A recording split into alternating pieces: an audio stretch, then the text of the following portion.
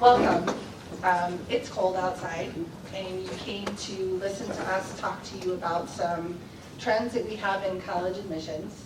I have the opportunity to stand in front of you and share with you some of our amazing staff, and I just wanted to provide you with a few thoughts that I have after having been here for a year and a half. So please forgive me, because I know that those of you that come all the time, I sound like a broken record. I'm looking at some of you now that I recognize. But I do want to recognize the PTA. Peter, you guys mentioned it earlier, but you do an enormous amount for our school. You provide us with lots of opportunities and funding for our counselors to do different things.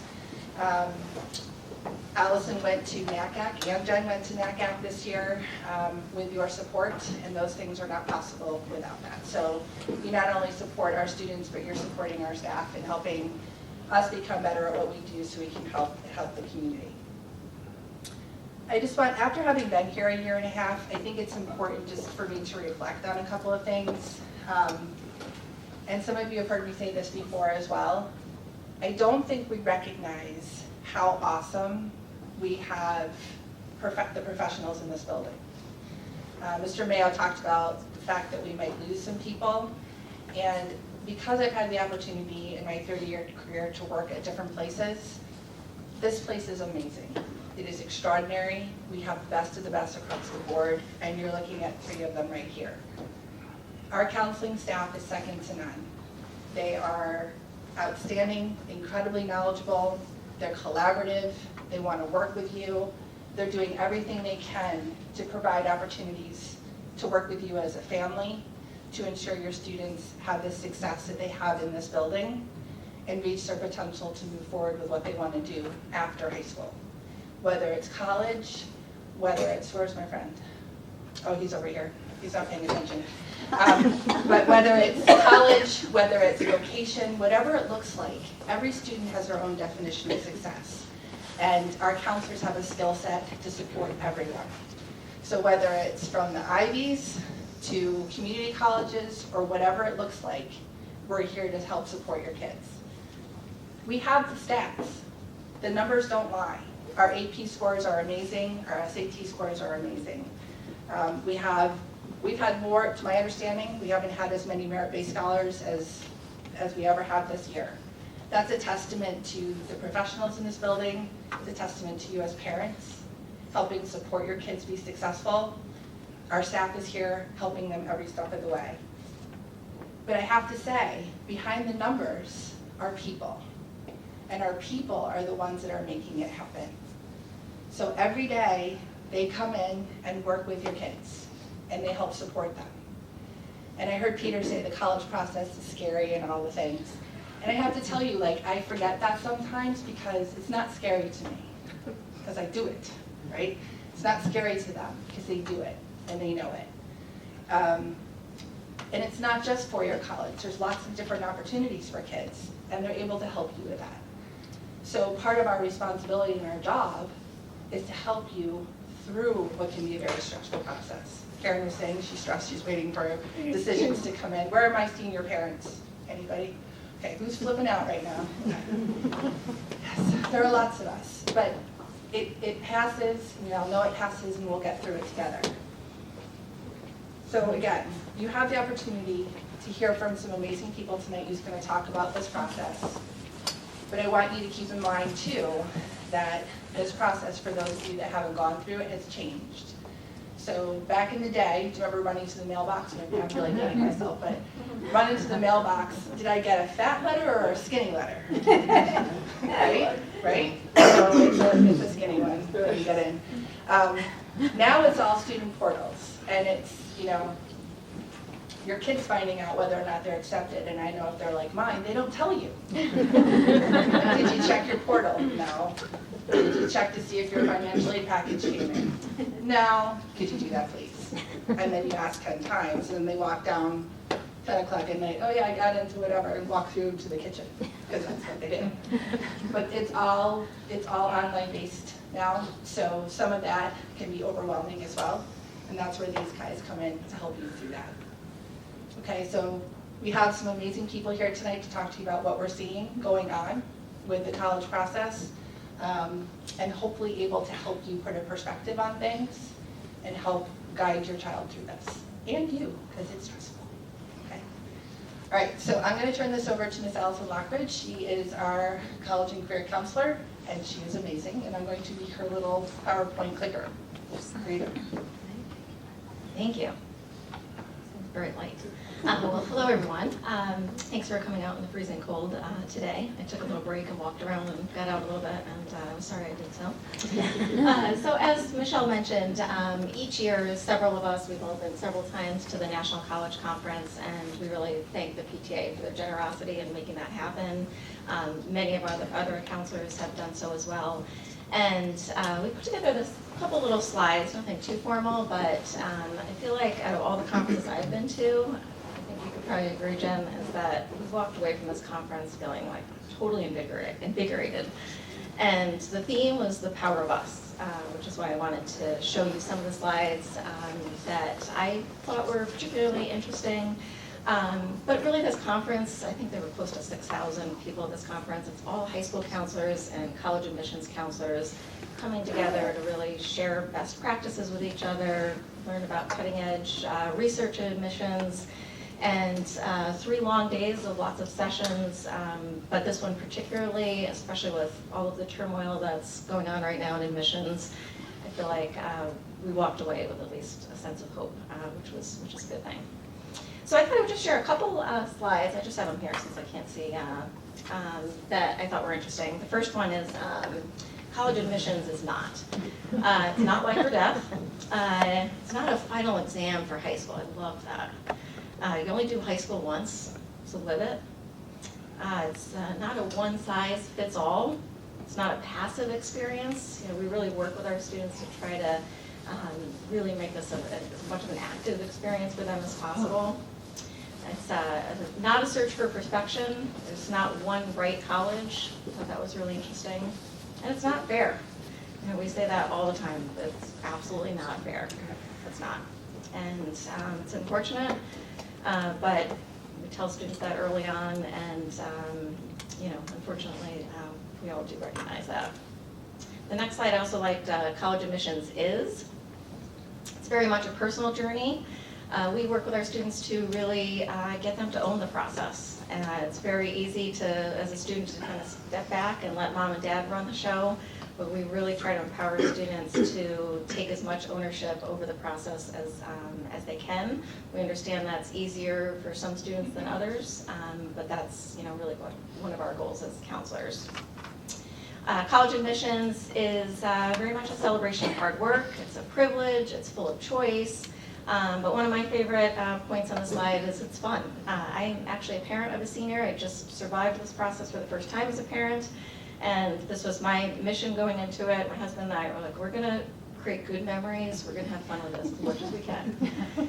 And we did. We didn't have fun through the entire process, but we did have fun. I would say the most fun were on the college visits, which I already missed. It's like sad when they were over. We created like little traditions. I would do something with him when he and I went to visit a school. My husband and him would do something a little different. And we did have fun. And so, you know, you want to go into this process, you know, as positive as you can. We know it's going to be overwhelming, but there should be some fun moments in it as well. So getting to some data, some truth in data. So first of all, selectivity rates of four-year colleges. I thought this was a really interesting slide. So we all hear, you know, about how selective colleges are right now, and you know, how are our kids ever going to get into schools? The reality is, if you look at these numbers, fall of 2022, the admit rate overall, 72%. Really good. 72% of students admit rate in 2022. And then fall of 2019, it was 68%. So it's really not that different, despite everything we're hearing. Now the next slide is looking a little closer at admit rates. And now this is back in 2021, so some's changed, but not a ton with these numbers. So the 0 to 31 colleges have a 0 to 10% admit rate. 42 colleges have between an 11 and 21% admit rate. And over 1,000 schools have over a 70% admit rate. It's really, when you look at this as a whole, it's not as selective as we think it is going into it. Now the problem is that most of our students, especially from Greenwich High School, are applying to those top 2 brackets. So, you know, top 50 to 70 schools.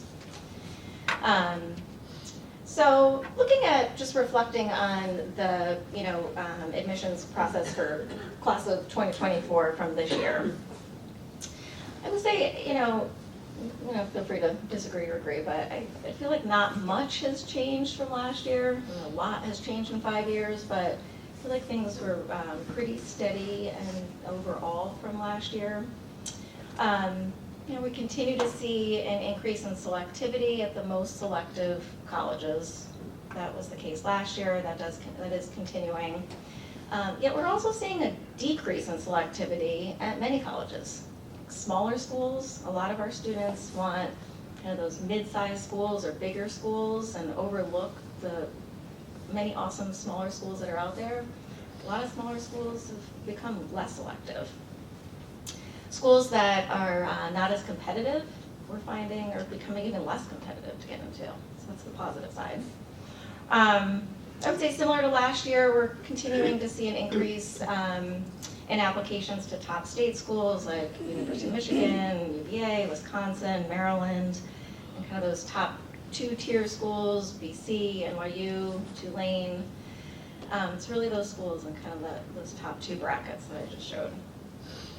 We're also seeing a continued increase in the number of first-gen, lower-income students that are applying to 4-year selective colleges. We're very fortunate to have 2 sections of AVID, which has overall roughly 40 to 50 students that are first in their family to go to college. And we're seeing those students have tremendous success in the process at more selective schools than in past years. We're also continuing to see an increase in early decision applications.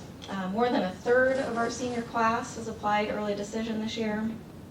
It's roughly 70 more students than 3 years ago. So that continues to be on a steady increase. For those of you that may be new to the process, early decision is binding. It's not for everyone, but the admit rate can be higher. Not all colleges have early decision, but some of the schools that do are admitting 50 to 60% of their class through ED. And a lot of our families in our community are very in tune with early decision and admit rates. So I think we're certainly not surprised to see these numbers go up, but they continue to do so. Definitely a continued increase in early action deferrals, so lower admits in early action. That does not mean that students are not going to get in regular decision. We saw that last year, and we're continuing to see that. Some schools that have early action release decisions in mid-December. Others have not come out yet, and seniors in here, senior parents might be waiting for those to come out in the next couple of weeks. But there's really not a huge advantage, really any advantage, for most schools to accept students through early action. They want to see what else is coming through the regular pool. Students will withdraw applications, less they have to go through. So, and many students will still get in after being deferred, but more students are getting deferred for sure, especially these last couple of years.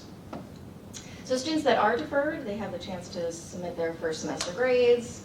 Most seniors were hoping that they could be done early, but the new norm, and this has really been in the last several years, is that very few students are getting many decisions that are positive in the early round. So students are needing to wait a little longer, which is just about setting expectations in my opinion. So they might need to wait until March to have more decisions, but again, it's setting those expectations early on, because that I see as one of the biggest shifts in admissions. 5 to 7 years ago, most students knew several of their decisions, and very often their top choice in the early round. I would say some specific schools that we were a little surprised about that showed a lot of deferrals were Clemson, South Carolina. A lot of students want to go south. Both those schools did not have supplemental essays this year and really deferred, especially Clemson, like the majority of students. Indiana, again, a lot of state schools. Indiana traditionally was not as selective. Again, this year we saw more deferrals than we had in the past. And overall application inflation, students continue to apply to more schools than they should be, and this is where we plead for parents' help. We work really hard as counselors to keep those numbers to no more than 15. 15 to me is an enormous amount just going through this process. I can't even imagine more than 10 schools. But the reality is that students can apply to as many schools as they want if they can afford the fees. And so we really try to have a partnership with parents to work together to really keep those numbers at a manageable level, manageable number, which is definitely in the student's best interest. But unfortunately, we are seeing numbers continue to rise. And a couple other final points, we're continuing to see an increase in students applying to direct admit programs like business, engineering, nursing, computer science. If you've heard me talk before, I talk a lot about business as an undergraduate major. Most of our students are wanting business undergraduate programs, and they are highly selective at most schools. Indiana is a perfect example. Business did not used to be that competitive at Indiana. Most students that got deferred chose business as their major, even though they might not have been eligible for their direct admit to the business program. Even still, putting business as an interest on their application makes it more competitive. There's a lot of different paths to business, so we really encourage students to think out of the box, not put business down as a major across the board. There's economics and a lot of different paths. Engineering is a little different. You need to start as engineering at most schools freshman year, direct admit to nursing as well, but business, you just want to really be careful about that as a major as a whole. And then finally, we're seeing more parental concerns about cost for college. So I'm getting more questions about financial aid, more questions about how to look for merit scholarships at colleges. And so I think that's a positive in the sense that it seems like families are having those conversations a little earlier than they used to with their students, and being upfront about it with counselors so we can help guide them financially through the process as well. So we'll get a little bit more specifically into some of these points. I'm going to turn it over to Jen first. Hi, my name's Jen Lynch. I'm a counselor in Sheldon House, and I'm among the three of us the newbie on the panel. I've only been here for 17 years. These guys have more experience than I do. But yeah, we've been here for a long time, so we've seen a lot. And I totally agree with Allison that this should be a fun process. I try to stress that a lot, but I don't know if I have any junior parents that I've met with yet in here that I see, but I try to stress that. Oh, hello. I try to stress that in my meetings. Like, this should be a fun process. Like, I hope you have fun with it. Don't let it get too anxiety ridden. Having said that, I get to talk about standardized testing, and I don't think anybody really finds that to be fun. So I'm not going to really focus on the fun part today. But the good news is that, as most of you know, with the pandemic, things took a huge turn very fast with standardized testing in colleges, and the vast majority of colleges in the country are still test optional. There is a possibility, that schools may go back to requiring test scores, but we're not seeing a huge swing in that direction, regardless of what the New York Times might have said a couple weeks ago, if you read that article. According to College Kickstart, which is a program that we use here with our juniors in their second semester and seniors in their first semester, they collect a ton of data. It's really a gold mine for us in that way. They said that last year, 43% of the students that applied to college used test scores. So that's 57% apply without their test scores. What does that really mean? If your student's not a great tester, there are going to be hundreds and hundreds of options for them all across the spectrum of where they could apply without their test scores. But if your child has strong test scores, it could definitely be of their benefit to submit them to schools. How do you know when you should submit? Definitely a conversation you can have individually with your child's counselor, but in general, we recommend that you look at the middle 50% of testing for that school. That's published on SCORE, so you can see the composite score for SAT and ACT as well as section scores. And if your student score falls within that mid 50% range, then generally we're going to suggest that they submit their scores. There may be some, outliers on that, but that would be kind of the general advice.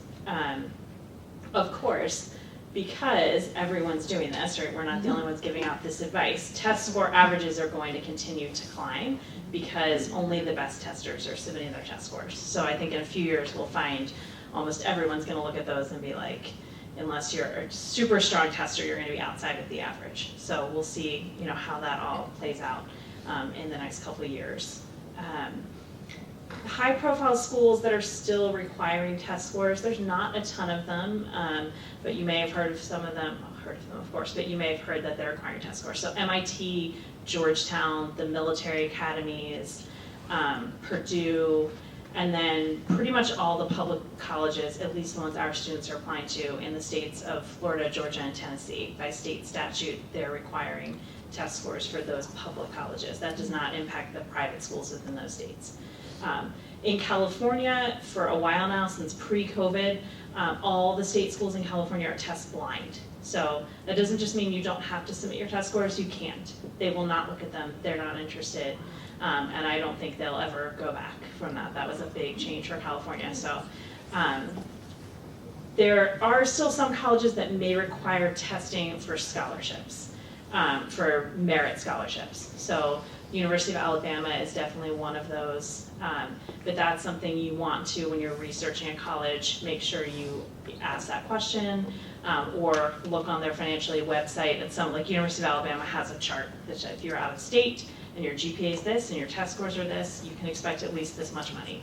And so a lot of the schools that have that are still looking at test scores when it comes to merit scholarships.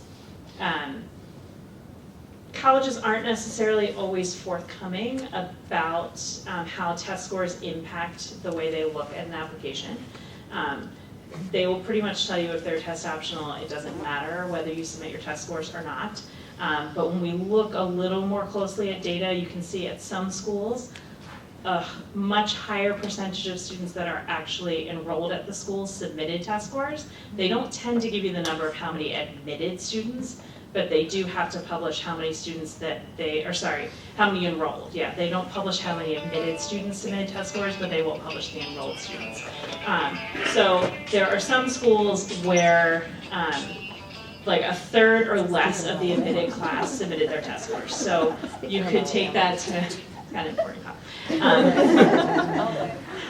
You could take that to mean if a third or less of students that enrolled in the class submitted their test scores, the test scores aren't really that important to those schools, right? So a few schools that was the case last year, Trinity College up in Hartford, University of Rochester, the University of Washington in Seattle, Loyola Marymount, NYU, Boston University, Richmond, Skidmore, Bates. So those are all schools where testing did not seem to have a huge impact. On the other side, some schools where more than 2/3 of the admitted class submitted their test scores, so you would assume they're fairly important there.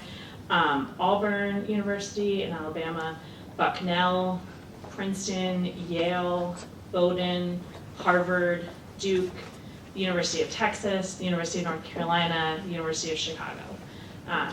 So when you dig a little deeper on the data, you can sort of get an idea and think a little more. If you're interested in a school where test scores seem important, then maybe we need to focus a little more on that than at those schools where, especially some of the schools that have been test optional for a long time, they're used to looking at applications without test scores. And that's the kind of data that we can help you with, help you find that sort of stuff. Our counselors are regularly getting updates. I talked about like College Kickstart. They have regularly webinars where they're going through the data they've collected and helping us learn that stuff. We also have a lot of relationships. Like I said, a lot of us have been here a long time. We've been to these conferences. We've been to visit colleges. We know a lot of college admissions people that share a lot of information with us. So we do our best to share that with each other and to get that back to you. How do colleges look at applications without test scores? Like I said, they're not always the most forthcoming about that, but obviously the classes that you take here and the grades that you get are of major importance. Does that mean your student needs to take all APs?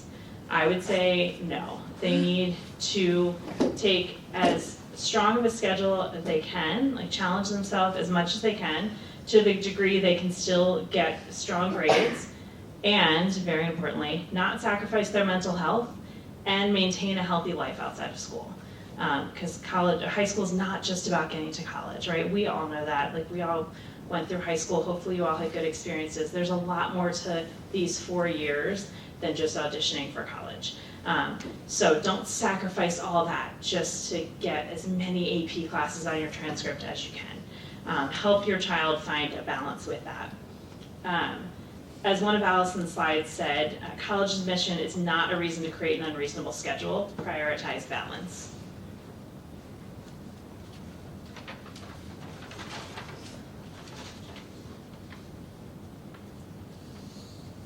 So there's research out there that where you go to college is not necessarily going to be a huge indicator of how happy you are in life, right? Like, there's a lot of other things that play into that. And I think we sometimes get caught up in this, like, everybody has to get to one of these top rung schools, or my child's life is not going to be what I want it to be. But I think if you take a step back and you asked most people in this room, what do you really want for your child in 10 years and 15 years, you would say for them to be happy and successful, right? Like, and there's a lot of ways to be happy and successful.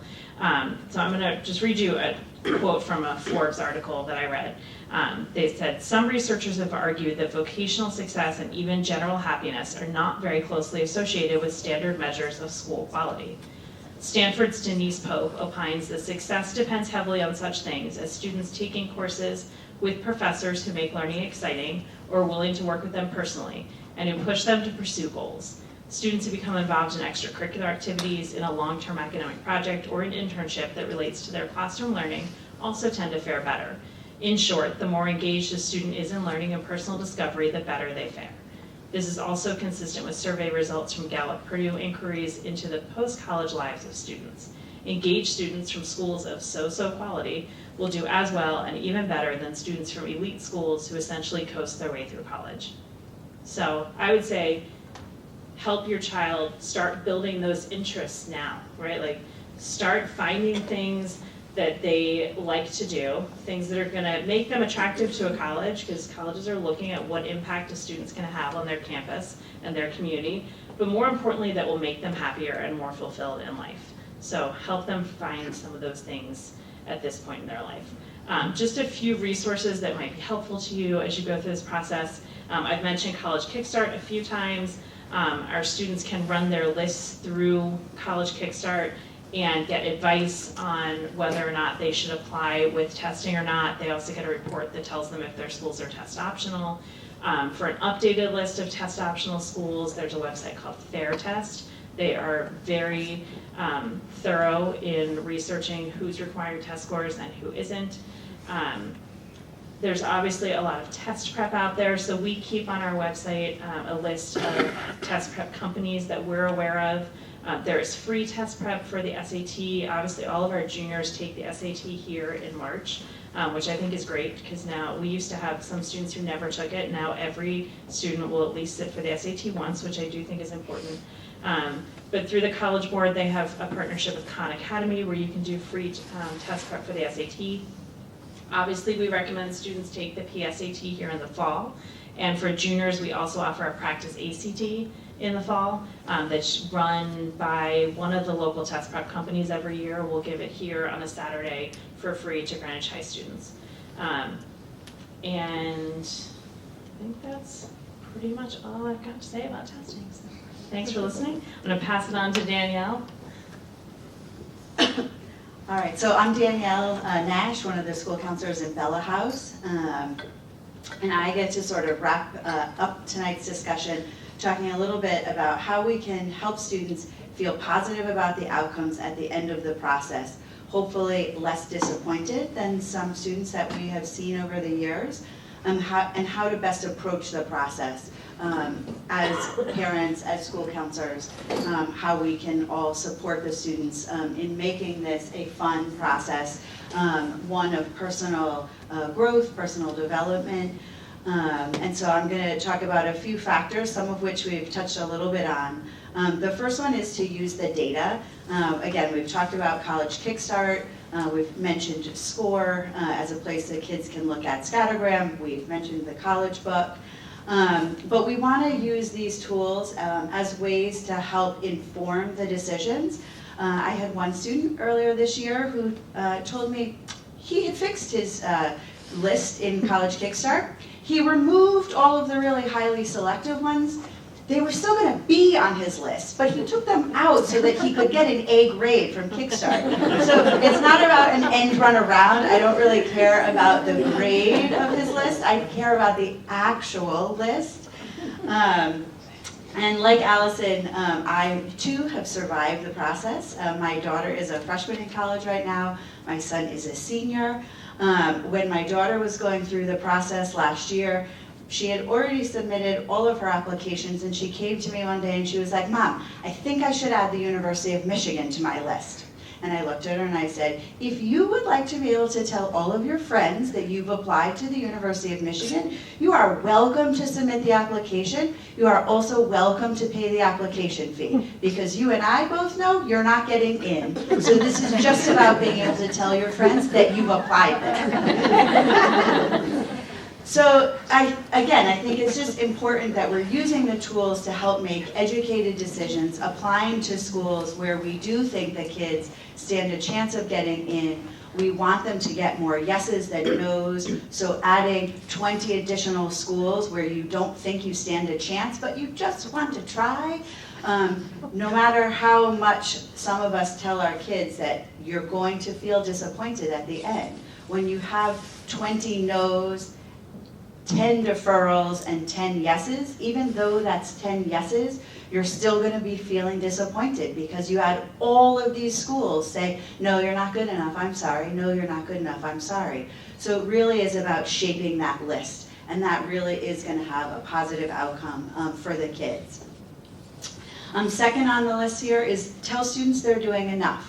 Obviously, that kind of puts to the side that they're taking the right courses that are challenging to them, that they're putting the work into their classes here at Greenwich High School, that they are involved in life at Greenwich High School. But again, as we've said earlier, it doesn't mean that they need to be taking every AP class. It doesn't mean they need to cure cancer. It doesn't mean they need to be the captain of 3 teams and the president of 4 clubs. We need to just remind our kids that if they're putting in their best effort, that they're involved and active at Greenwich High School and in the community, that they're doing enough. I had a parent just today say, "My daughter was deferred, what else can she do?" I said, "You and I both know your daughter's doing everything she can. She just has to let the cards fall where they may. There's no magic that I can pull out of my hat at this stage of the game." So just encourage or remind your kids that they are going to find a home. Okay, number 3, explain the small differences between reaches and safeties with regard to reaching their full potential. And I think what Jen read as that quote from Forbes magazine really kind of sums up what this bullet point is trying to say. Fit really is an important factor for kids and parents to be thinking about. How is any of the schools that a student applies to a good match for what your sons or daughters are looking for in a school? And that's really going to be one of the key things to focus on. I want you to trust the process. I've never had a student at the end of the college search and selection process not have a home to go to. Most of our students don't transfer. They go to schools and they find their way. They take classes that they're interested in college. They find engaging professors. They get involved in the life and activities of their schools. My son is a senior, as I said. Some of you might have heard me say, he has a job, yay. But before he had a job, he was very stressed. Mom, one of my friends that graduated last year, he still doesn't have a job. Ben was making 2 networking phone calls every week. He was applying for all kinds of jobs. He's like, "I don't think it's going to happen. Mom, I don't think I'm going to get a job." I'm like, "Ben, I can promise you that you're not going to be 50, still living with Dad and I, not having ever had a job. You will find a job." And so I think that's important for kids to remember when they're looking for schools, right? It is about enjoying the experience. One of my other friends, she has 2 daughters who have both graduated from school. When they both got their jobs, independently in separate conversations, they both said to her, "This is it. This is real life. This is what I stressed so long, 4 years of high school and 4 years of college, and this is real life." So again, I share that story just as an opportunity to remind yourselves and remind your kids that it is about enjoying the journey, not just about some end goal that is out there somewhere. And I think the more we can help kids enjoy the time along the way, the happier that they're going to be, the more successful that they're going to be. Number 4, as we're going back to the process, visiting target and likely schools early, being realistic about the places that you visit, and really limiting the number of reach schools that you visit. For me personally, I told my daughter, like, we're not even going to visit your reach schools until you've gotten in. We will then go and visit those reach schools. So as a counselor, I say to families all the time, I'm primarily going to focus on giving you target schools and likely schools because I've never met a student who has trouble finding reach schools to go on their list. And I think when you visit those reach schools, they're all beautiful. They're all spectacular. Everybody has wonderful things to say, and who wouldn't want to go to them? And then if those are the places you visit first, it's then hard for anything else to measure up to those places. So put those schools on the back burner. Visit those targets. Visit those likelies first. We personally as a family started with the likely schools. And my daughter was like, "Oh yeah, I love this school. Oh, this is amazing." She got dragged along on brother visits, but it were the first schools that she saw, and she loved them. She thought they were amazing. As we continued to visit more schools, her opinions on things changed. But at the end of the day, she was happy with the places that she applied. We were having a conversation just last night. My niece is a senior this year and has some places, and she was lamenting to Grace about the places that she's been deferred. And Grace was giving her sage advice that it really isn't about the acceptance rates, it's about finding a place that you're happy. My daughter is at Miami University out in Ohio, which was one of her likelies. When she got the acceptance, I got one of those, like, "Oh yeah, I got into Miami." Like, of course I got into Miami, Mom. Like, we expected that. It was not high on her list, but when we went back and did a visit for accepted students, we had 3 other visits planned to other places she had been accepted. As high school counselors, we made her go, but she was sold on Miami after going back. She absolutely loved it when we went to Accepted Student Day, and she absolutely loves being there. And there was just so much about it that fit, which was why my husband and I were like, just add this to your list. So again, that's my advice. And then communicating early, and that's between parents and counselors, parents and students, students and counselors. We really want to make this an ongoing dialogue where we're all on the same page, where we're like honestly discussing, what the kids' likelihoods are of going. Because again, our goal is to get kids into places and to have happy students at the end of the process. So I hope everything that we've shared tonight is helpful to everybody. I think we have time for a couple of questions.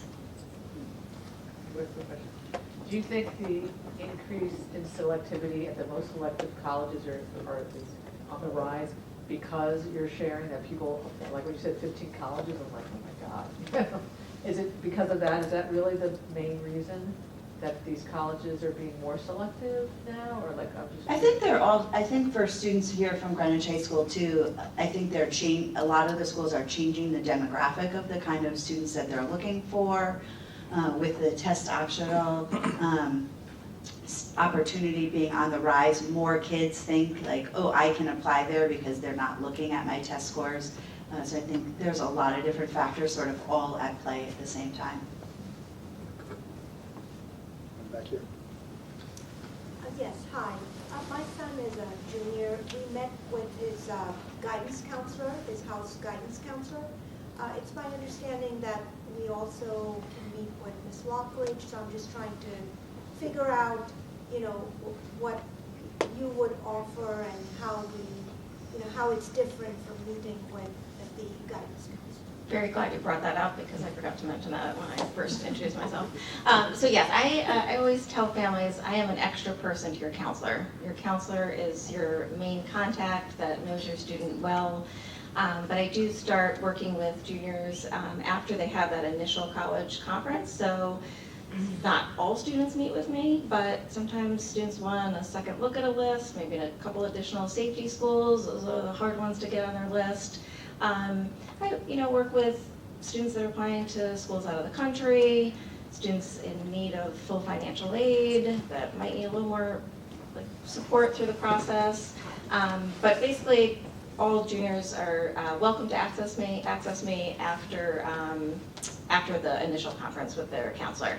I also run a number of workshops for juniors and seniors. So in the spring, I do college essay workshops, general common application workshops, and in the fall of senior year, we'll do interview workshops, again, more application workshops. So definitely encourage your students to access any of the workshops that I offer.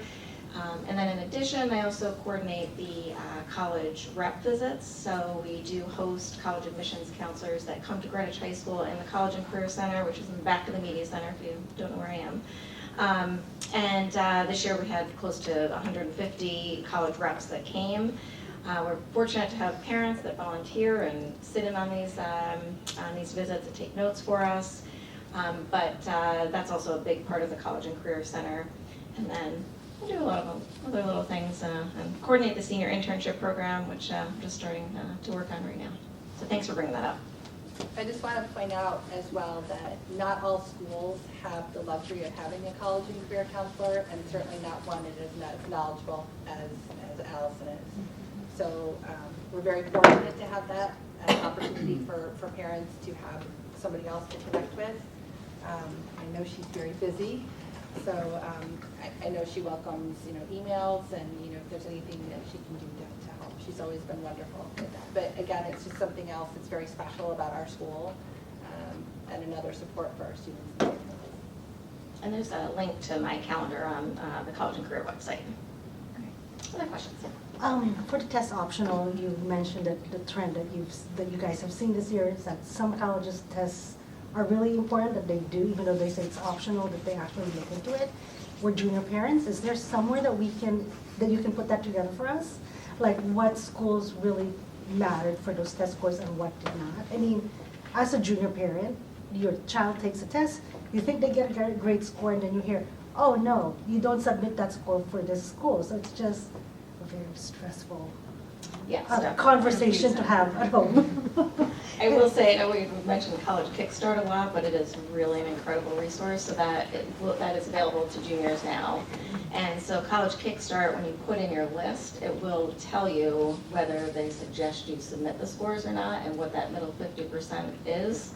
So I always recommend Kickstart, but then I always say go directly to the college website and see exactly what that middle 50% is on their website. That's usually what I recommend. But again, as counselors, we do have experience with certain schools over others, so you can always, run something by one of us too. I was just going to say, so the schools that I share with you came from what College Kickstart told us, because they have people, all they do is run data. Unfortunately, we don't have the ability to do that all the time, right? But there is something called the common data set that every college has to have out there. It's not always easy to access the information in there, but you can Google any college and common data set, and they will have on there what percentage of their enrolled class submitted test scores. So you can always find that, and if you have trouble finding it, your counselor can hopefully help you access that information. Yes. Yeah.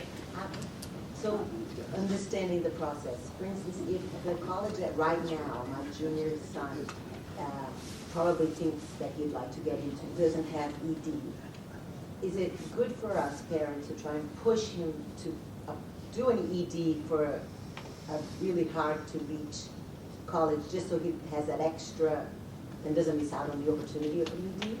How is that? You know what I mean? I do know what you're asking.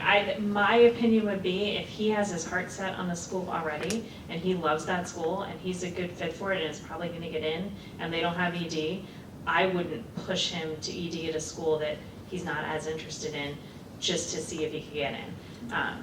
That's just my bias in the process. I don't know if you guys feel the same way, but on the other side, if there's a school that he would love to go to, it's always been his dream, but he probably doesn't have a great chance, but they have early decision, then I would say, well, you might as well try for it if you don't have any other schools that you're seriously considering early decision to. It can't hurt then to use that early decision, but I don't think I would encourage him to try for something where he probably doesn't have a chance, because then it's just gonna be disappointment in the end. There's definitely an increased pressure in our community to apply ED. I have had more calls than ever this year of, I need to go ED, where should I go ED? So, I mean, it's real, you hear about early decision and a lot of those, the schools that our students are thinking about, the BCs, the Richmonds, the Villanovas. But there are not that many of them where it's like that big of a deal. You just need to be knowledgeable about the admit rates. But I always suggest, especially at this point in junior year, is just really focus on fit and the overall list and worry about the strategy a little bit later. So I think one of the most valuable times to meet with your counselor is at the end of the spring before going into the summer and start to talk a little bit about strategy. Should I apply early decision? Should I apply early action here? Should I apply to business here or economics here? And then have another follow-up meeting at the beginning of senior year to kind of finalize that strategy. But try not to get too caught up in the strategy this early would be my 2 cents. It's just important to know what schools have high admit rates for ED, just so that when you're going to visit, kind of have in your back of your mind, okay, if I don't apply ED here, I might not get in. So I didn't go to college in America. So when I went to college, you applied to the colleges that were, so you can apply, I'm just confused by, we applied to colleges where what we wanted to study was being offered. Mm-hmm. So you're saying that pretty much every college you can study anything in? Yeah, and that's another term that you'll hear a lot in this process. It depends. If your child knows what they want to study, should you then focus on those colleges that they can get into, which are focusing on that? I I think it really does depend on the major, to be honest. Yeah, that's what I'm thinking. It can be, if your child knows they want engineering, Right, it's easy to create a list of schools It that is, have okay. engineering. Not all colleges have engineering. okay. Um, So not every college is going to teach you. But if Right. you want to be a psychology major, you can probably go almost anywhere and study Yeah. psychology. Oh, And okay, English okay, so or some anything. things, others. Yeah, the more liberal arts kind of programs at most schools, Okay. you're going to be able to And find. then when you create your list, you would create your list based on, this is my major that I want to study, and then these are my colleges that I think I can get into, then add a few, read your safeties on it. Is that what you're saying? yes, but I will say that a lot of students don't know what they want to major in, and they may think they do, and then change their mind multiple times. So I know it is very different from out of the U.S. in that sense, but, majority of our students aren't really sure what they want to major in, or they just say business, because they don't know what else to say. Right. Most schools you can study the majority of things. Okay. We have time for a couple more. Just one question about communicating with colleges. You hear that it's important, some track, some don't track, some of the efforts that you make, and some of our students are getting flyers and emails and things of that sort, and not knowing what to do with them. So any advice about sort of the communicating and the communicating directly with the schools or the tours or things like that, and how much that matters? Yeah, that's a great question. So the question is really around demonstrated interest. So some colleges track demonstrated interest. They pay attention to whether you visited campus, maybe interviewed, attended a college rep visit here in the College and Career Center. And then other schools like Villanova, Boston College, they could care less. They don't track interest at all. However, I always say you should personalize this process as much as possible. So even though Boston College doesn't track interest, does that mean you shouldn't visit or shouldn't go to the rep visit? It's still probably going to help you in the process in the sense that you might have a stronger supplemental essay, really kind of showing that fit in your whole application. But again, back to College Kickstart, if you are a junior and you put your schools in your list, you can see what schools track interest. And then also the common data set that Jen mentioned, that will also show you if the school tracks demonstrated interest. But it is a tricky thing because the school may not track interest, but they may look at it. So tracking often means clicking on emails, how many webinars, there's not a ton of schools that really track heavily. But again, that's definitely something that in that junior college meeting with your counselor, you should be asking so that we can point you in the right direction. Yeah, great question. We have time for one more question. There was somebody in think the there was back one in the that had back. their hand up for a couple. Oh, yeah, I was just gonna ask that first slide, one of the first slides that came up about the acceptance rate, and there was 41 schools and all the way down to the 1,015. Is that process transparent? Can you look up by school what their acceptance rate is, or is that more of a? Yeah, oh yeah, definitely. Yeah, you can see what the admit rate is. But again, we always, you can see what the admit rate is for a specific school on their website, or a variety of websites. So that's available? Yeah, definitely. But it's also important to look at Greenwich High School data. So you may see an admit rate and then look at, the amount of students from Greenwich High School are applying. That's why we like the college book and the Kickstart and the score. So it's, it's helpful to look at the overall admit rate for that school, but really, most importantly, you should be looking at the data from Greenwich High School. Right, if 200 kids apply to the school. Right. Well, and on the flip side of that, put my 2 cents in here. When students at smaller schools that don't have the same type of opportunity, they don't always have the same admit rates on that end either, because they don't have what our students have. So they're at a disadvantage. So it really, and there else where to come at. The other thing I wanted to say just about admit rates, when you're looking at large public universities, and there are some that are very famous for it, there are a lot of public universities that have to take a certain number of students from their state. So looking at general admit rates for, the University of North Carolina at Chapel Hill, University of Virginia, University of Texas, those are not, the general admit rate is not going to tell you what kind of chance a student from Greenwich High School has of getting into a school like that. I will say in Kickstart, for a lot of those colleges, it has admit rates, information on admit rates for in-state and out-of-state. So you can look at it both ways. Yeah, that's super helpful in Kickstart. Kickstart in some schools, not all of them, but also allows you to choose what college you're applying to. So business, engineering, arts and sciences, nursing, and we'll give you that. If they have that data available, that will also be something you can choose. Thanks, Kathy. That was good. Thank you. All right, I promised 8 o'clock. They talked past it. It wasn't me, I swear to God. But thank you very much. We really appreciate it.